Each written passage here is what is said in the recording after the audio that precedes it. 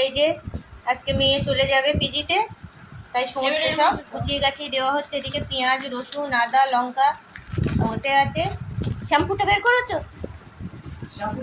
Biscuit, শসা, সর্ষের তেল, চানাচুর,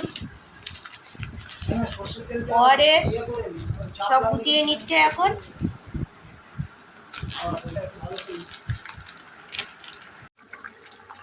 আর ও নিয়ে যাবে বলে এই যে এদিকে আমি মাংসও রান্না করছি। ও পিজির খাবার ভালোভাবে খেতে পারে না, তাই যখনই আসে বাড়ি থেকে মাংস রান্না করে দিই।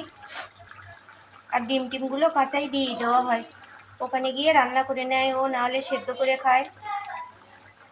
আর মাছ ও পছন্দ করে না বলে মাছ সেরকম দেওয়াই হয় না। এই যে মাংসটা কষাচ্ছি।